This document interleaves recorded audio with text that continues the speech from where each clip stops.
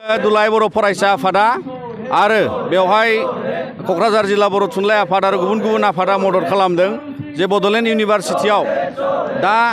जि vice chancellor दङ जाय सासे प्रफेसर लाइस्राम लादु सिं बिथांनि हेंथायै बिथांनि एगेन्स्टै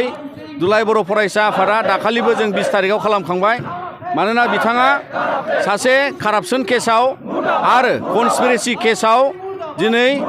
आसामनि डाइरेक्टरेट अफ भिजिलेन्स आरो सिएम भिजिलेन्सनि जि इनभेस्टिगेसन बिथाङा बेवहाय दायनिगिरि जानानै दिनै बिथांनि एगेन्स्टै चार्जेस बहायनाय जाबाय आरो बे चार्जेसनि एगेन्स्टैनो बिथांखौ एरेस्ट खालामनो थाखाय थाम-थिम जानाय बिथाङा बिनि सिगांनो मोनसे प्रि एरेस्ट बेल बा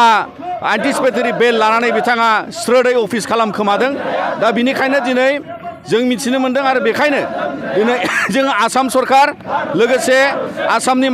मानगोनां गभर्नर बिथांखौ जों खावलायो आरो दिनै जों क'क्राझार डिसिनि दारै जों मेम'रेन्डाम गथायगोन जायखौ दिनै बिथांखौ थाबैनो बे भाइस चेन्सेलर पदनिफ्राय सासपेन्ड खालायनांगौ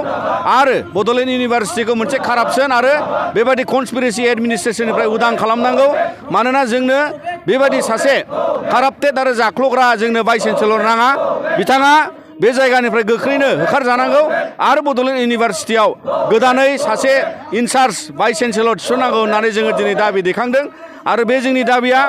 गोख्रोङै जोङो दिनै बिथांनि जिफोर चार्जेस दङ आरो जिखिनि बिथाङा क्रिमिनेल कनस्पिरेसि खालामबाय जि क्राइम मावबाय बे क्रिमिनेल सासे मानसिया एक्युज सासे मानसिया बेबायदि गोथार इउनिभारसिटि आरो बेबायदि मोनसे गोजौ थाखोनि सोलोंथाइ फसंथानाव जायगा लाना थानो थाखाय समाया आरो बिनि थाखायनो जोङो दिनै दुलाराय बर' फरायसा आफादा बिथांखौ बोखारागौमानि जोंनि बे आन्दलनखौ जों लाखिगोन आरो बिथांखौ दिनै जों अफिस खालामनो होनाय जानाय नङा दाखालिबो जोङो बिथांनि दरजायाव ताला मारिनानै दोनखादों आरो बिनिखायनो जोंनि बे गोख्रों नारसिननाय आरो खुद्रिनाय बेखौ जोङो लाखिगोन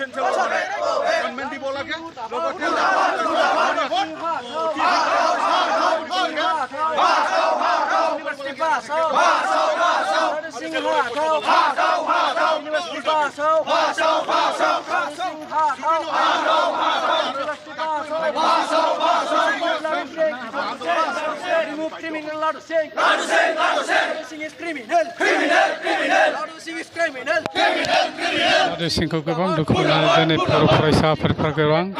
सिङाव फैनानै रिलि खालामदों आरो बेखौनो इमिडियेट बेनिफ्राय होखारहरनांगौ होननानै डिमान्ड खालामदों बर' फरायसा आफाद आरो गासैबो बर' रायजो राजाफोरा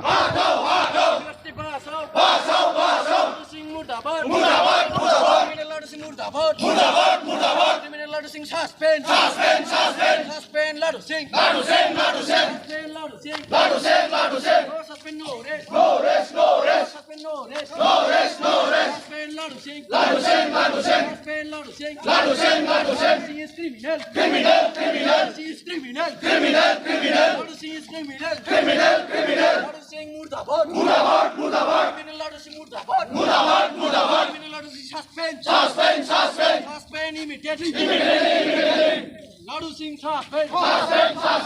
Boro Harini. Kwrwmdao VC Ladu Singh hata. Kwrwmdao VC Ladu Singh hata.